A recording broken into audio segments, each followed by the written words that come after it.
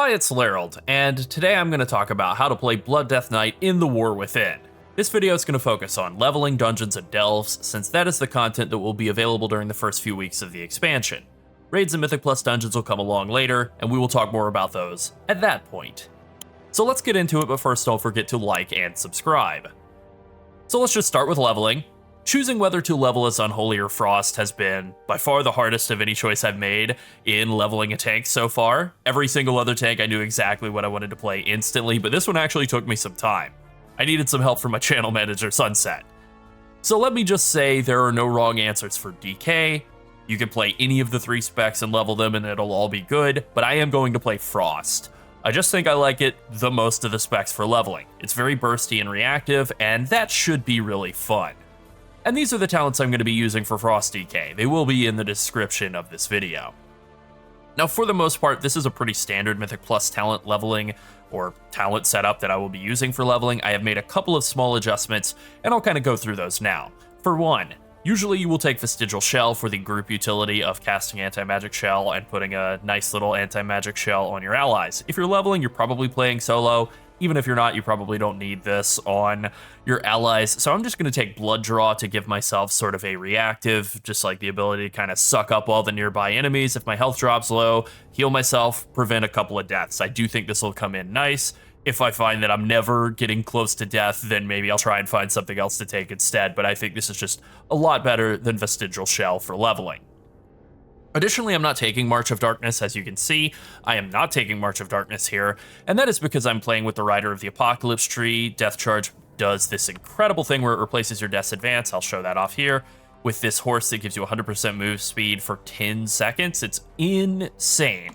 Now, the downside of it is that it doesn't seem to work with March of Darkness, at least as far as I could tell. I didn't feel that I was moving 25% faster during the first 3 seconds of this horse. So if the talent doesn't do anything, there's no reason to take it.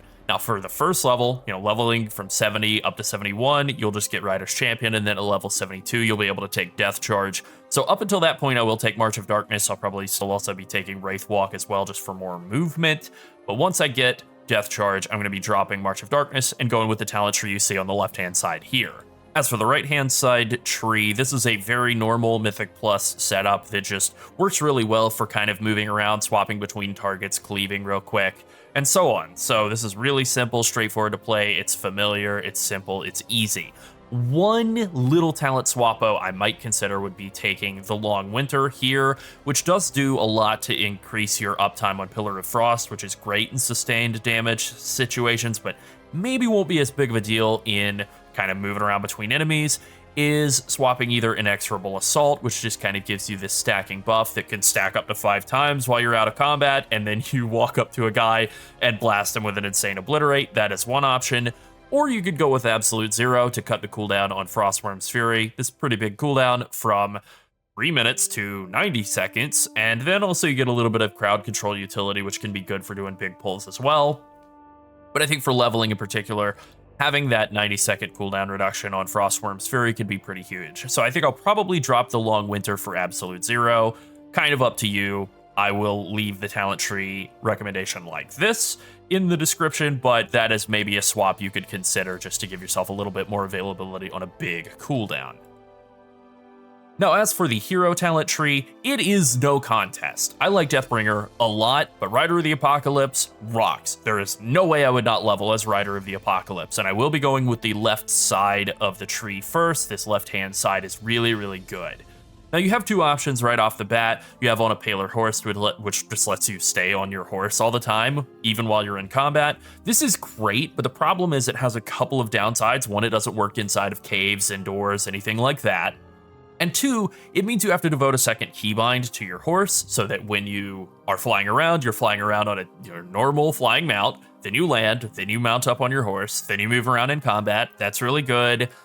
But then you're done and you have to get back onto your flying mount, and it's just a little bit fiddly. So it's definitely an option, definitely something you can play with if you're willing to kind of put yourself through that extra bit of effort of having a separate keybind for your in-combat horse, and then also one for your regular flying mount. You can do that, but Death's Advance being turned into Death Charger, being this huge movement skill that's very simple to use, I think that's what I'm going to go with, especially considering it makes it so you can't be slowed and, you know, all of that usual Death's Advance stuff.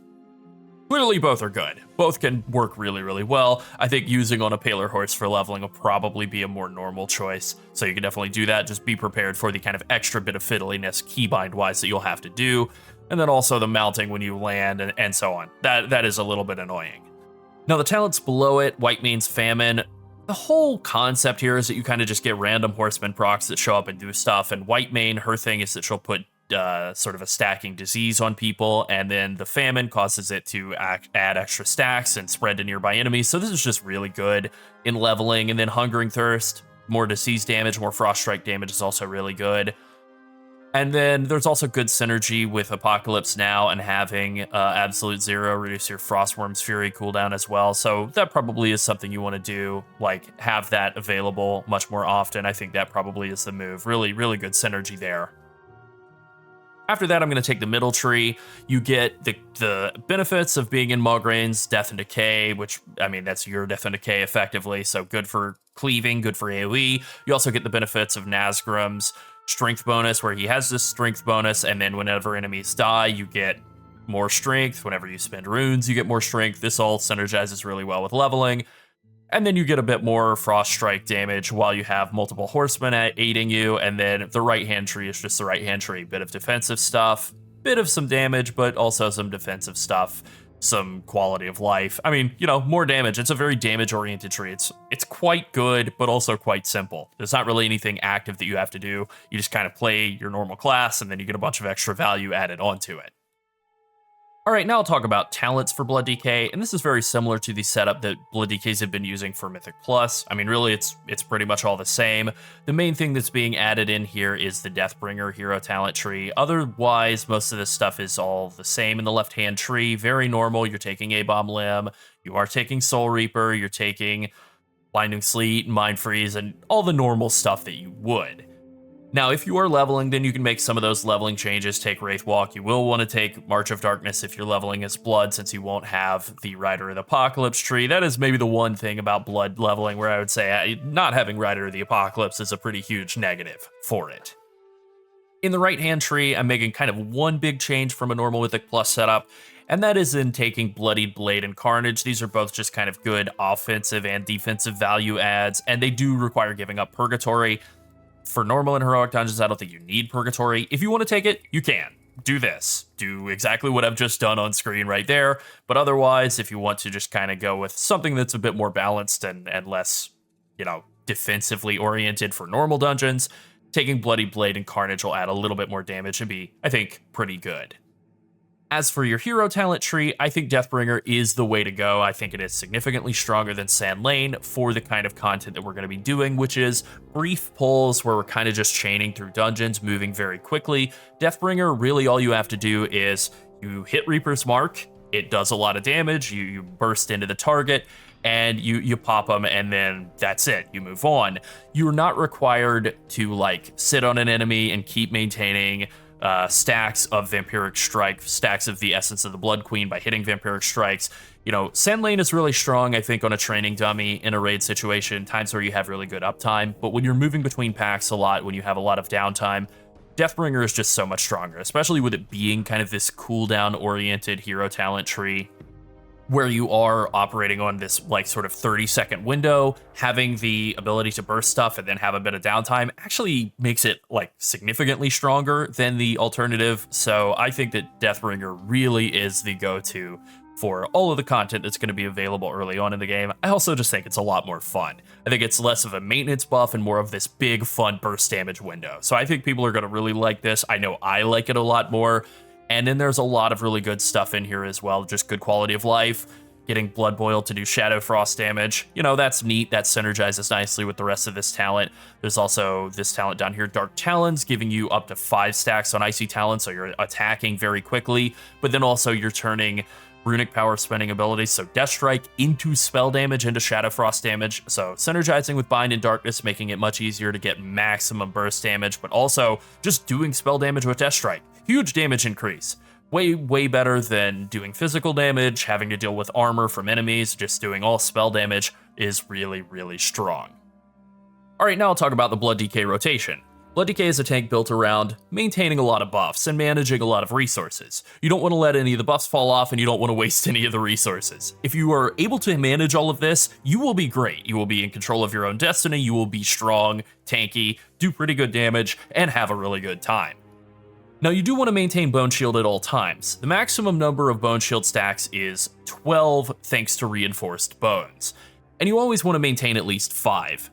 Death's Caress and Marrow Rend both generate Bone Shield charges. Marrow Rend generates 3 and costs 2 runes. Death's Caress generates 2 and costs 1 rune. This makes Death's Caress more efficient at generating Bone Shield charges, but Marrow Rend deals substantially more damage, so it is the better option unless you are forced out of melee range, in which case you will want to rely on Death's Caress. If you have Dancing Rune Weapon active, then your skills hit 3 times instead of just once, so Marrow Rend will generate 9 Bone Shield charges. This is a great way to keep your Bone Shield charges up for cheap, and it is kind of a playstyle that encourages a window. You kind of just want to coast on Bone Shield charges as much as you can, and then when Dancing Rune Weapon comes up, you pop it, you get a bunch of Bone Shield charges just for casting it, and then you're very easily able to maintain your Bone Shield charges throughout. In order to not cap on runic power, you want to cast Death Strike fairly often. If you use it at least every 10 seconds, you'll maintain Icy Talons. Now, because of a redesign to Death Strike in the last month or so, you'll generally want to use Death Strike every 5 seconds. This is a pretty weird redesign, and it's something that people have been really negative about, including myself. But I would say, just generally speaking, if you're able to hit Death Strike every 5 seconds, you're going to be just fine. There is not really all that much wiggle room on it. That really is kind of the intended playstyle now. Death Strike every 5 seconds, do everything else around those windows, deal with it. In addition to that, you'll also want to maintain Death and Decay at all times. It's pretty simple, cast it where you're standing. If you need to move, then either cast it where you're moving to, or wait until you stop moving and then recast it where you are. When it fades, refresh it as quickly as you can. Now, once you've managed everything else, you can use Heartstrike to keep your runes on cooldown and generate runic power. Heartstrike generates 15 runic power by default, and potentially up to 25 in AoE. You'll also want to use Soul Reaper to execute low health enemies. It's basic. It's an execute, but it absolutely trucks enemies. And finally, Blood Boil is your filler skill of last resort. You will use it fairly often. It's a very simple AoE damage skill. It's extremely important for picking up threat at the start of pulls, but otherwise it is mainly just used to fill those empty globals, of which there are quite a few, so you will use it fairly frequently. Like I said, by casting Blood Boil occasionally, you also maintain Blood Plague, which is yet another maintenance debuff that deals a bit of damage and healing. Nothing fancy. Now let's talk about cooldowns. You have A-Bomb Limb, Dancing Rune Weapon, Bone Storm, Blood Drinker, Consumption, Tombstone, and Raised Dead. That's a lot of cooldowns. That's a lot to keybind. But in terms of complexity, they're all fairly simple. You can hold cooldowns if you're near the end of a pull, but as usual, more often than not, you just want to fire them as soon as they become available. A-Bomb Limb is really good at establishing threat early on in pulls, especially in AoE, and it will bring ranged enemies into melee with ease, so it's just a really good skill. Dancing Rune Weapon will grant extra Bone Shield charges with Marrow Rend and Death's Caress, as I already said, and it will generate more runic power from Heartstrike, so it's a really excellent skill as well. It also gives you a ton of parry chance. Tombstone deals damage based on consuming Bone Shield charges. It consumes up to 5, so you want to have at least 6 active before you use it, and you always want to be in a Death and Decay circle as well so that you get the triple damage bonus from Shattering Bone. Like Abomination Limb, Bone Storm is really good at establishing AoE threat early in pulls, and you want to use it pretty much as soon as you can. Its damage and duration are based on how many Bone Shield charges it consumes, so you really want to get up to, 6 is kind of the bare minimum, but if you can get a little bit more before you hit it, that is good. You want to hit it, it will consume 5 Bone Shield charges and then last 2 seconds per charge, for a maximum of 10. It will then generate a Bone Shield charge every single second it is active, so it will generate an extra 5 Bone Shield charges on top of what it consumed. It's really good now. It's so impressively good now. I am very happy about how much better Bone Storm is than it used to be. They've really exceeded my expectations. Blood Drinker and Consumption are both really strong. Blood Drinker is purely for single target, so raid, it's fine, not really going to be useful for leveling or early dungeons. Consumption is great for AoE damage and resource generation, great for the content that we'll be doing early on in the expansion. You want to use them both on cooldown. As for defensive cooldowns, Death Knight has 4 main defensive cooldowns. There is so much to keybind on this class. Here they are: Icebound Fortitude, Vampiric Blood, Anti-Magic Shell, and Lichborn. There's also Anti-Magic Zone as well. That's a group defensive cooldown, but I guess that goes in the list, so we'll call it 5. IBF and Lichborn both reduce your damage taken and grant some form of crowd control immunity, so they can be useful for either purpose. Vampiric Blood is the most commonly available defensive cooldown thanks to Red Thirst, and it's just generally the best all around since it's so universally useful. Are you in danger of dying? Press Vampiric Blood and Death Strike. Now you are not. Anti-Magic Shell is the only somewhat complex defensive cooldown in the Death Knight toolkit. You can use it to mitigate a lot of magic damage, and if you use it before a magic debuff would be applied to you, then no, it won't. Now let's talk about how to pull on a Blood DK. Starting out by getting Death and Decay down is super important, and if you're using Grip of the Dead, which you should be, this has the added effect of keeping enemies super slow. 90% slow in AoE, pretty great. They're basically going to be locked in place. You also want to get Bone Shield charges up and running immediately, so casting Death and Decay and then Death's Caress while you're still walking into melee range is a good idea. If you have Dancing Rune Weapon available, you'll Death and Decay and Dancing Rune Weapon and then Blood Boil. It's really that simple. If you don't have it available, then you'll want to use the other cooldowns that you have. You have Dancing Rune Weapon, as I just said, A-Bomb Limb, Raise Ghoul, and then Blood Boil once or twice to kind of tag enemies and establish threat, and then you can use Tombstone to get that on cooldown. You can use Bone Storm as soon as you have the Bone Shield charges available, and then you can kind of proceed into your normal rotation, casting things like Marrow Rend, Death Strike, Heart Strike, and that's pretty much it. Consumption, I suppose, is also really good to use. That'll get that on cooldown, generate back some runes so you can Marrow Rend a bit more if needed, or Heart Strike if needed as well, and that's pretty much all you need to do. If you don't have any cooldowns available at all, holding threat in AoE is more difficult, but because DK has so many cooldowns, that's probably not going to be super common. If it happens, Death and Decay will keep guys kind of locked down. You can hit them with Blood Boil a couple of times. That'll do most of the heavy lifting in terms of establishing AoE threat. Then you just kind of want to continue your normal rotation until some cooldowns come up and use them if you need them. As for stats, Strength is the most important stat to DKs. Whenever possible, you just want to maximize your item level. Then if you're comparing items at the same item level, Haste is the best and the rest are the rest. Finally, be sure to use Fallen Crusader as your weapon enchant. The alternatives are nowhere close to its value.